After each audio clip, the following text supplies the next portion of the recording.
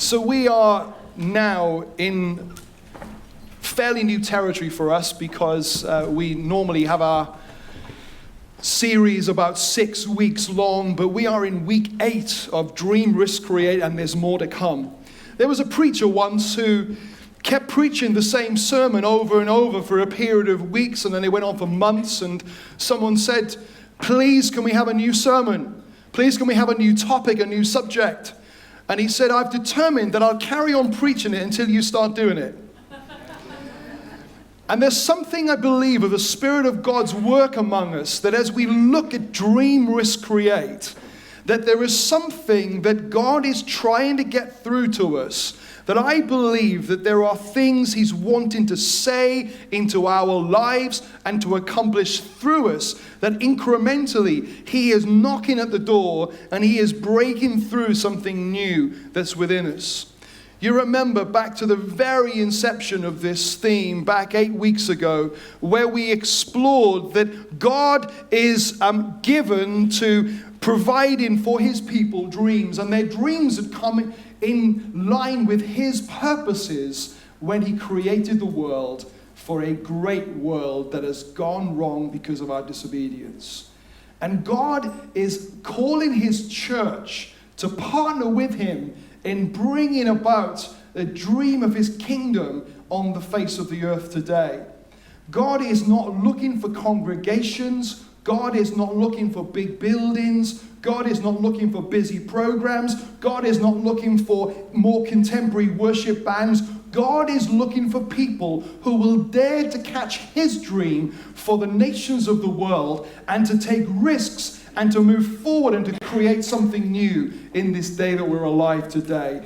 God is looking for that, not in the few people who maybe sat around you, not in just the first few rows of a church building, but God is looking to accomplish that in your life. Do you believe that? Do you understand the reality that God has called you on a mission? Some of you may have seen the new James Bond film. I've not seen it, so don't worry, I'm not going to give any spoils to it, but you know, that sense of getting a call to a mission, to engage in something that is going to involve risk, but it's going to maybe impact, change lives, it's going to make difference to nations. And God has called you to a mission. He has purposed something in your life. We're going to unpack this a little bit more. But I found that the reality is that in your life and in my life, there are easier options than being a dreamer. There are some things that are just simpler to do than being a dreamer for His kingdom. I find it's easier to often dismiss the dream and just get on with other stuff. Do you know, at the height of the financial crash, 2008, I think that was the year it happened. Do you know all the controversy has come out about one of our national banks, the Royal Bank of Scotland? You know, all the financial mess that has come out from that bank over the stories over the years since then. Do you know that the guy who was in charge of leading that bank at the height, just before the financial crash hit, do you know what decisions he was making? What color carpet to have in their headquarters. The bank was in a financial perilous state, and they were choosing carpet. You know, there is something far bigger that God is wanting to do in you and around you, and there is a bigger need in the state of the world that surrounds us, and we can find ourselves simply choosing carpet color. And God is saying, not that He's got anything against carpet, not that He's not interested in good design and nice color schemes. Of course, God is a creative God, and I'm sure He loves that stuff. But if we've settled just for that in our lives, we are missing some of the great missions that God has for us. I remember going to a leaders meeting for a church I was pastoring a number of years ago, and I gave each of the leaders a photocopy of something that had been printed in our newspaper on that particular day in the city I was ministering. And I passed it around, and they all looked at it a little bit perplexed, really, a little bit like we were all looking at Steve earlier on, thinking, what's going on here? And as they looked at it, they realized that there was nothing in front of them other than the obituary column from the city newspaper that night. And I said, just take a few moments to read it, guys. And they go, which part? All we can see is obituaries. Said that is the reality of the context that we're ministering in, that there is something going on in our city where people are dying. And they are dying without Christ. Guys, I don't want us to choose the color of the carpet and ignore the bigger mission that's going on around us. I don't want to get involved in painting the color of walls and miss the fact that God is doing something on the face of the earth today that He calls you and I to be a part of. There's something greater, there's something bigger that God is wanting to do in my life and in your life. And He is trying at this time to speak to us through His Spirit to raise our gaze to a bigger mission than you believe possible. Some of you dismissed this, even if I picked you out by name right now and said, you are called on a mission, you probably would list a million reasons why I probably chose the wrong person. And as the Spirit of God is speaking to us, some of you are having that conversation with Him, and you look around a busy room of people and you think, well, it's probably for someone else, it's probably for everyone else except for me. But God says, I have a mission and a plan for you. He has purposed that in your lives. This is our time. This is our watch. This is our moment. JFK said these words in a speech. He said, if not us, then who? If not now, then when? When are we going as the Church of Jesus Christ to grab a hold of the seriousness of the mission that we're called to? When are we going to realize that so much of the things that we've got caught up in this world are simply trivia in comparison to the great mission that He has purposed for us? We're going to look at this together. I'm going to put on the screen Genesis 15. Great, well-known story of Abraham encountering a conversation with God. It says this, Genesis 15 verse 1. After this, the word of the Lord came to Abraham in a vision. Do not be afraid, Abraham. I am your shield, your very great reward. But Abraham said, Sovereign Lord, what can you give me since I remain childless, and the one who will inherit my estate is Eliezer of Damascus? And Abraham said, you have given me no children, so a servant in my household will be my heir. Then the word of the Lord came to him, this man will not be your heir, but a son who is your own flesh and blood will be your heir. He took him outside and said, look up at the sky and count the stars, if indeed you can count them. Then he said to him, so shall your offspring be. Abraham believed the Lord, and it was credited to him as righteousness. I love that when God speaks, when God meets people, He often emphasizes this sentimental thought of do not be afraid. You know, I meet people who tell me they've had angelic encounters, they've met with God face to face, and I'm always amazed when they don't say the first words that were uttered to them were do not be afraid. Because I think that would be a pretty scary thing to encounter. We pray and we sing, God, I want to see you face to face. God, come and reveal your glory. But the reality of much of the scriptures is that when that did happen, that God had to say to them, calm down, calm down. That God had to say, it's okay. Because when you are exposed to that degree of brilliance and glory and majesty and might. It's no doubt that someone needs a level of assurance that things are okay. I remember, I've often said this to you, that I grew up probably quite shy, and I found myself a reluctant leader in ministry.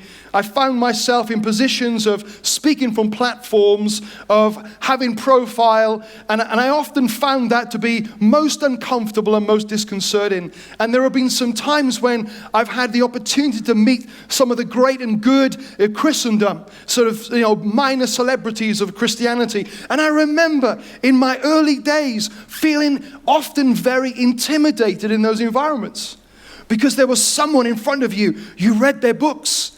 They were a hero to you. And you just thought, wow. Have you ever been in a situation like that where you plan what you're going to say in advance because you know that you're going to meet them, and then when you go to say something to them, it all comes out backwards? Have you ever had those moments? Maybe it was when you met the girl of your dreams. Man, you've been thinking about that moment, and you were going to take her out and you were going to say something to her, and suddenly you got all tongue-tied and it all came out wrong. And there's something of an intimidation of the moment because of just what's in front of you just seems so great. Well, Abraham had one of these moments where it was far greater than meeting a celebrity. This was him meeting the Lord of all, the Creator, the all-powerful one. There's little wonder that God said, do not be afraid. Scripture is full of expressions that say, do not be afraid. And I find it fascinating when I look into my life and the lives of many other people I talk to, how powerful a force fear and being afraid can be. Do you understand those moments in your life when something grabs a hold of you and you think, oh no, am I really going to go through with this? Am I really in the right place? Should I really be doing this? And God brings his assurance and says, do not be afraid. I love that God cares about Abraham in the first instance to say that to him. But then when God promised Abraham great blessing, Abraham disputed and said, what's the point? If God said to you, I am going to bless you abundantly and pour so much blessing into your life, would you ever think about turning around to him and say, what's the point? I've got no one to share it with. What's the point? You see, Abraham was probably around 85 years of age at this moment when he was having this conversation with God. And for him, he didn't look at the wealth he had around him, and he was a very well-off man. He didn't look at all the possessions he had gained over time and say, fantastic, wonderful. He looked at all those and he thought, I've got no one to pass this on to. There was a living in Abraham's life that was beyond himself. There was an understanding in his thinking that is completely different to how you and I often think today. See, we are cultured by the world to think about the moment and about the now. We're cultured to think about the immediacy of our need. We live in a world where if someone keeps us waiting in a queue for a few minutes, we get frustrated. And yet Abraham, 85 years of age, experiencing many blessings on his life, and he was saying, what's the point? There is no future generation to take this great blessing that you are giving me, God. What is the point? You see, Abraham wasn't thinking that his need was a son. He was thinking his need was a nation. See, his vision was far bigger than you and I. Now, some of you in this room, you may have over the course of your life longed to have a child, and it's just not happened, and it's just not been possible for you. I've sat down and prayed with many people and counseled many people over the years who have experienced such pain and such trauma. And I know the drive in someone's life when they say, I long to have a child, and it just isn't happening. I get that. But that wasn't Abraham's only issue here. It wasn't because he dreamed of buying that McLaren buggy. It wasn't because he dreamed of holding that lovely baby in his arms. It wasn't because he dreamed of shopping at Toys R Us for Christmas presents. It wasn't because he dreamed of many of those romanticized component parts in our cultural thinking about having a child.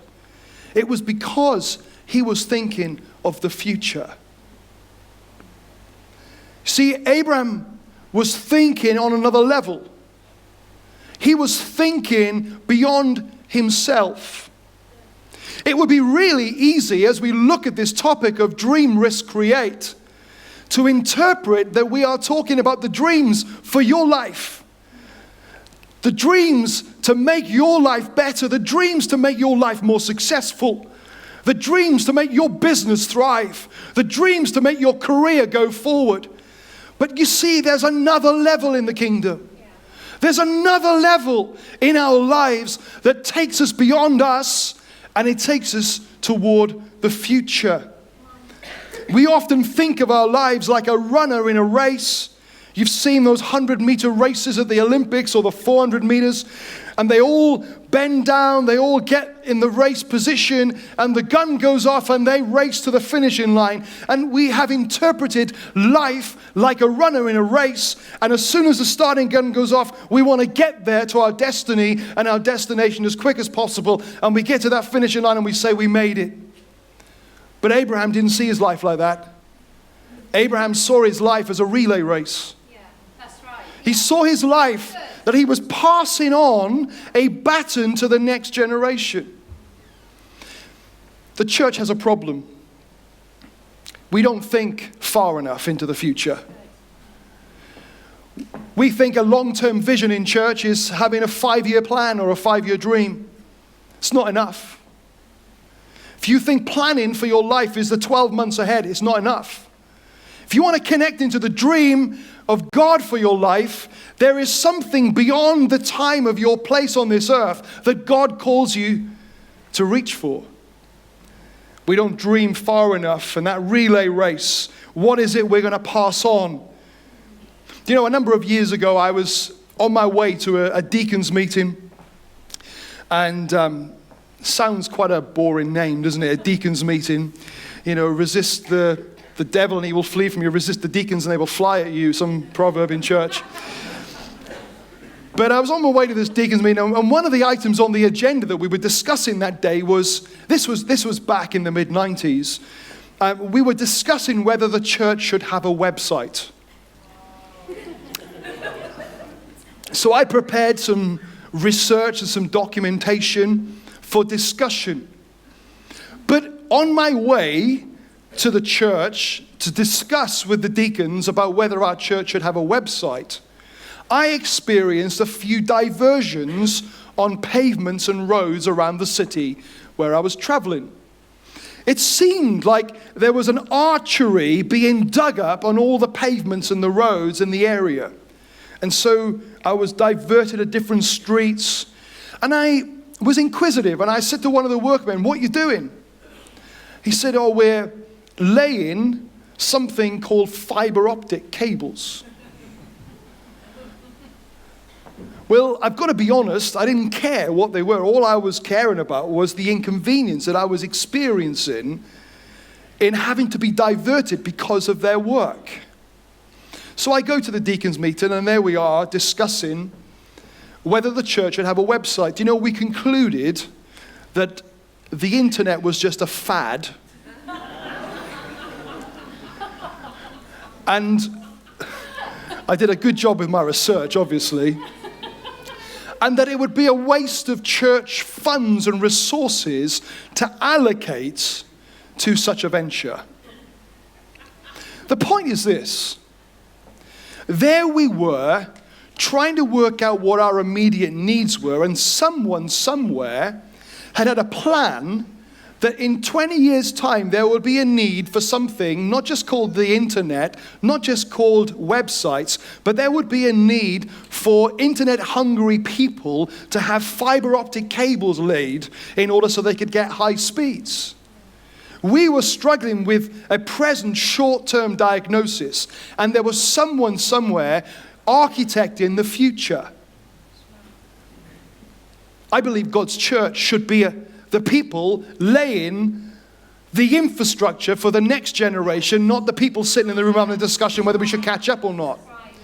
That God's called us to be the head and to be rising up in society and to making difference and change that will actually set the pace for the culture of the world that we live in, not to catch up. And let's be honest, there have been times when the church has been so caught up in choosing the color of the carpet that we've missed what God is wanting to do in future generations. There are times we've been so concerned about our present need and our present wants and our present desires that we've missed even listening to God as to what He may want Him to be doing in the future. And yet, when we read the scriptures, we see that there's a story unveiling. That there are people who receive visions and dreams that for some of them, they never experienced the reality of the fulfillment of that. It was for future generations. What sort of dream and vision is God placing upon the church today that will not just be a blessing for you in your lifetime, but will be a blessing for generations to come? We don't think far enough. We don't think long enough into the distance. We don't prophetically open up our hearts and say, God, what are you saying for the next 50 years in this city? We're too busy saying, God, what about my next step? We're too busy saying, God, what should I do today? And we miss the voice of the Spirit speaking into our hearts. And God communicated with Abraham. Is our prayer, bless me, or is our prayer, God, would you bless the future generations? I want to be a part of a church. When I say this, let me put a qualifying into this in a moment, but I want to be part of a church that's not just growing in the present, but it's willing to dig up the roads to lay the possibilities for the future. That's the church I want to be a part of. I want to be a part of a mad group of people who are so besotted with the reality that God has loved us and blown us away with His mercy, that we will dig up anything when He speaks. We will do anything He calls us to. If He calls us to a nation of the world and we can't even pronounce its name, we will go there. Because we are not living for us, we are living for His glory and the future of His kingdom. Thank God we're growing. Thank God you are growing. In the recent spiritual audit survey I sent out, I think it was 86 or 87% of you said you believed you've grown in your faith in the last 12 months. That's good. That's encouraging. But it's not just about whether you are blessed in your present and growing in your present. It's, are we partnering with what the Spirit is saying and doing for the future? See, I believe for us to get there, it means that we need to lay some stuff down in the present. You know, there are times when I'm sure you've experienced this, we watch the news and we see the unfolding of tragedy, and we see wars, and we see rumors of wars, and we see earthquakes, and we see disasters taking place. And it would be so easy and so commonplace for us to shake our heads in dismay and say, what is the world coming to? And yet the Bible predicts that those things will happen. It says, when you see these things increasing, know that the end is coming. I believe, and this has to be a fact, that the reality of Jesus coming back for His church is closer than it's ever been in any point in history. It has to be.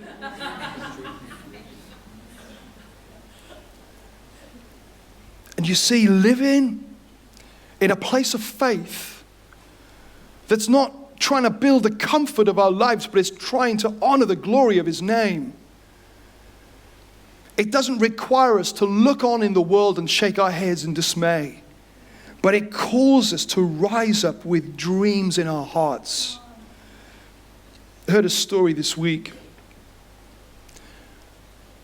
relating to the Second World War, where the German Nazis would put the Jews into the trains. I've seen the films, I've seen the imagery.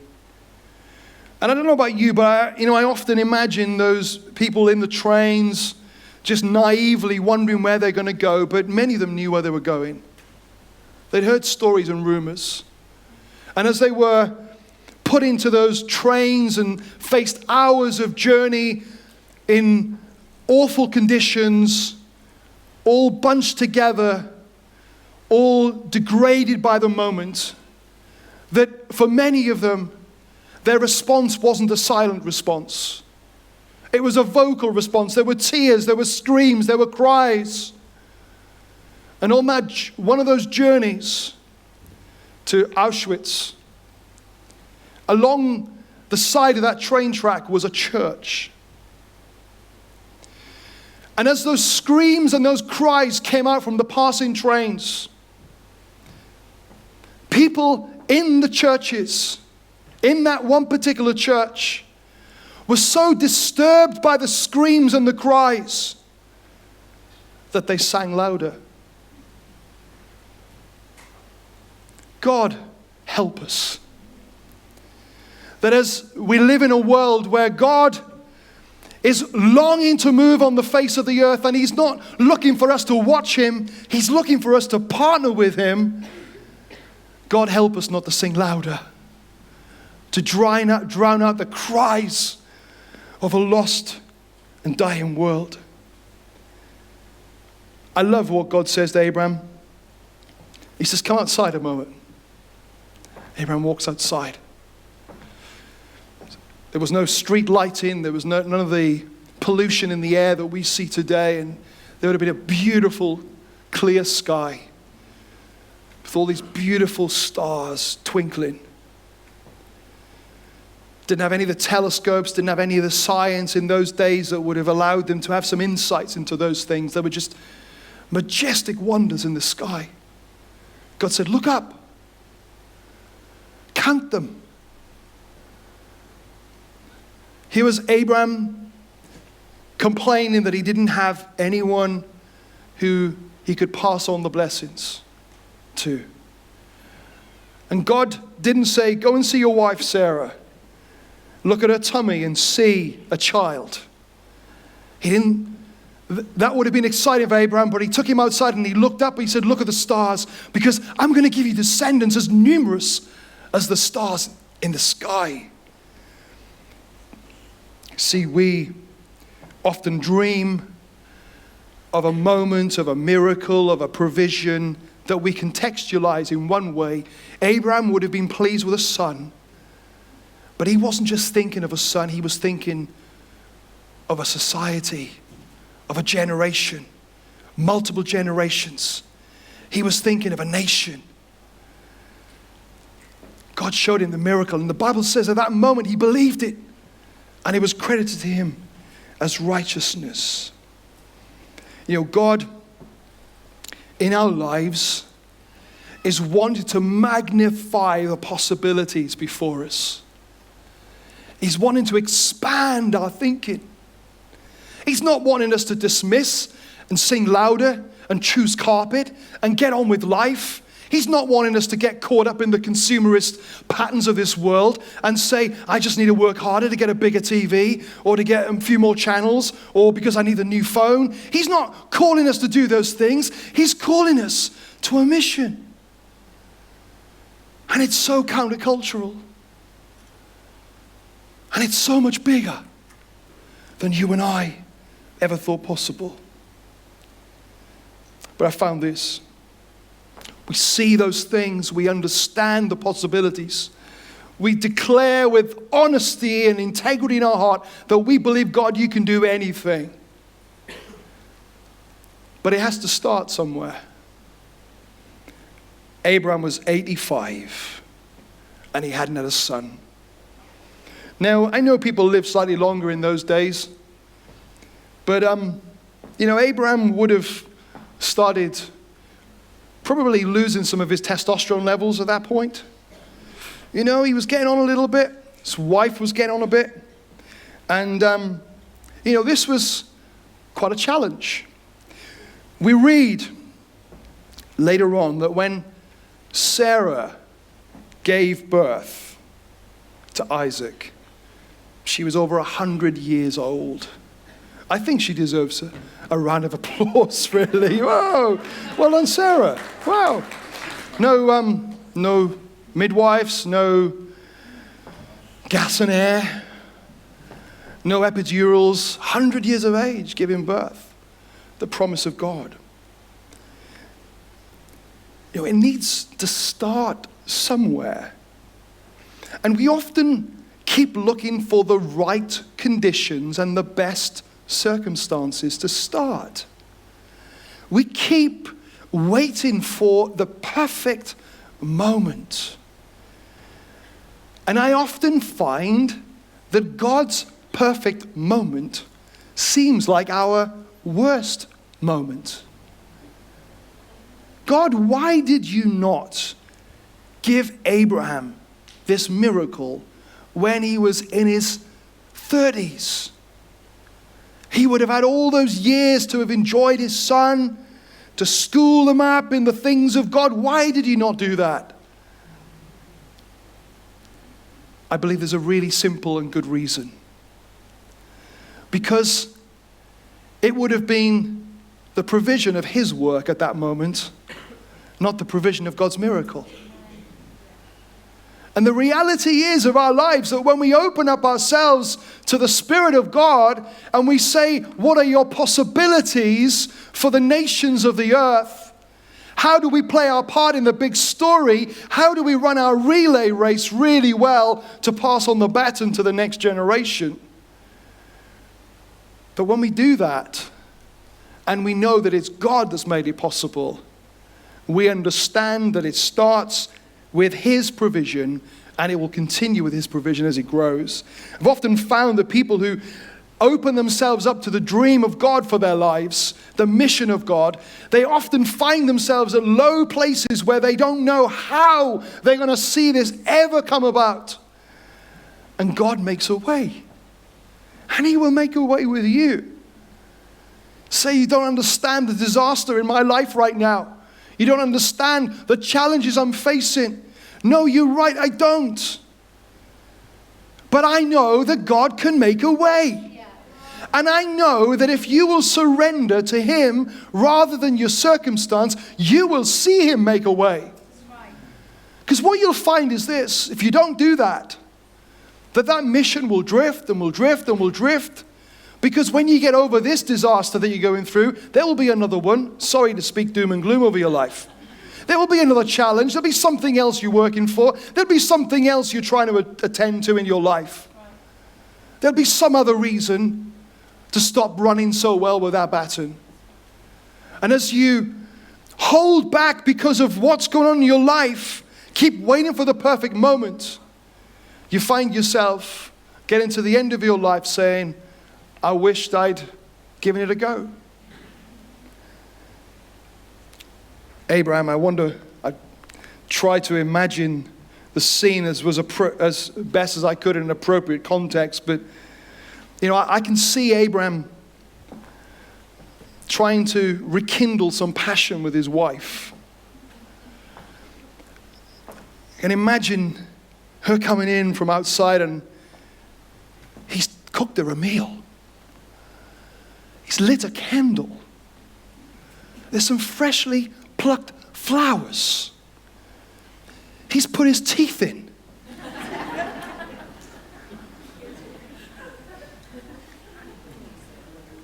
And he's got that twinkle in his eyes that you wives know all about. She's going, what are you doing? We're in our 80s.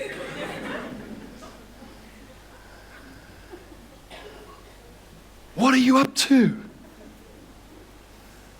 And he looks in her in the eyes and he says, you're the most beautiful woman. Do you fancy an early night?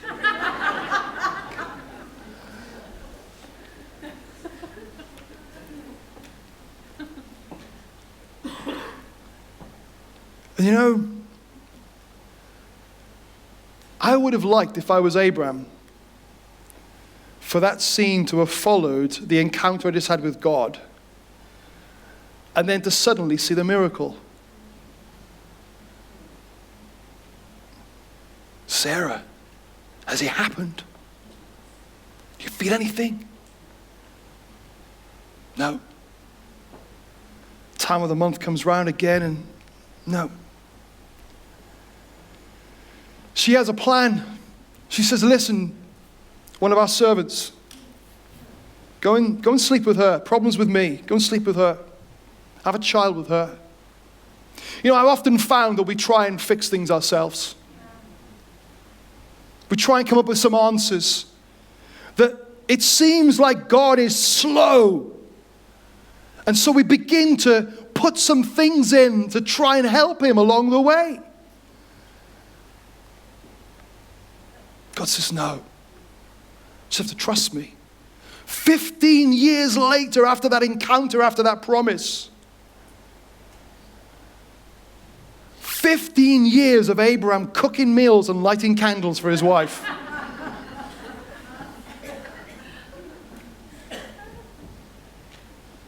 She comes out of the bathroom and says, it's got a blue line.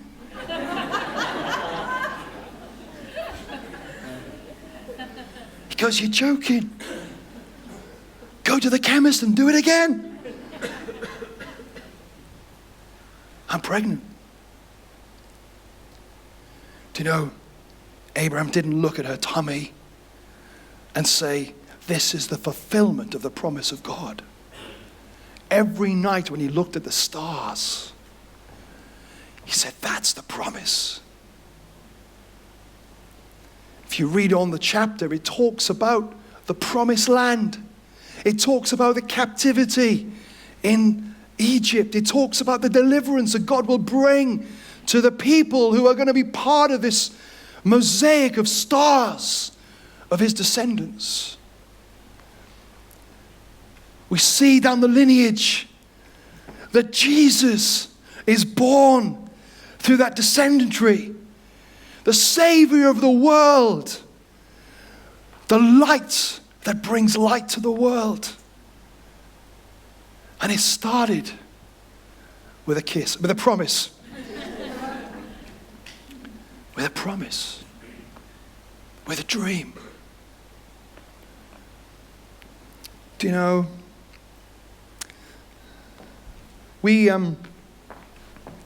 I've often said this to you, so I think you know, at least I'm consistent with it.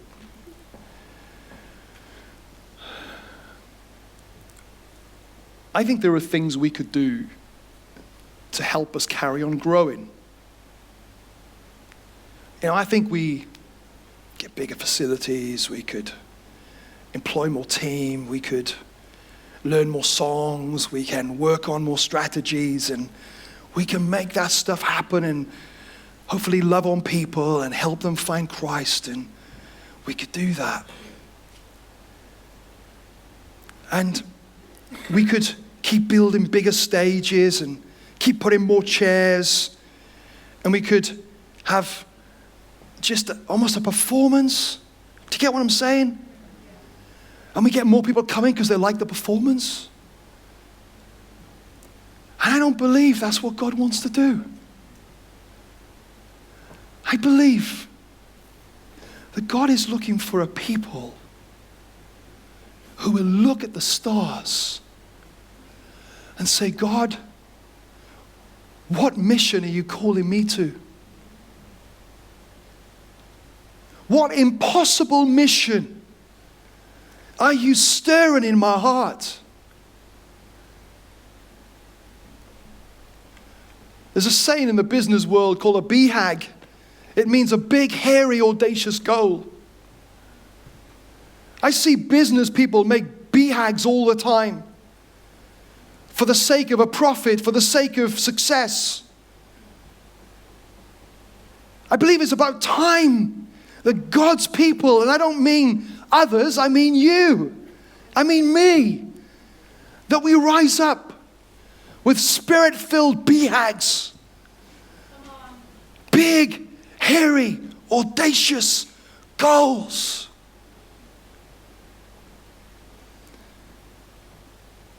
And we have a choice.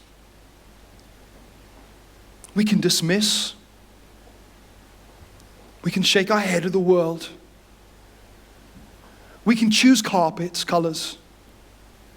We can have discussions about whether the internet's a good thing or a bad thing.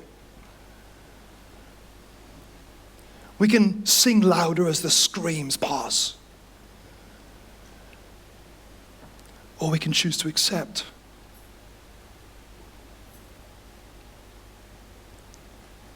Will you accept? I mean, in your heart, this will cost you everything. This will take you laying your life before the Lord. Not just to say, please forgive me of my sins, O God, and remove my shame. This will cost you everything. To lay your lives prostrate before the Lord and say, whatever, God, wherever. If not us, then who? If not now, then when?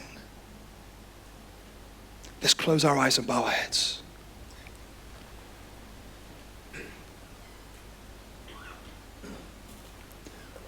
I realize this word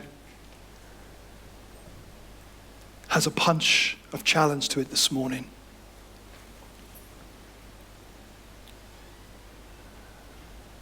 I hope you know my heart is not to bring condemnation, but it's to inform you that there's something bigger,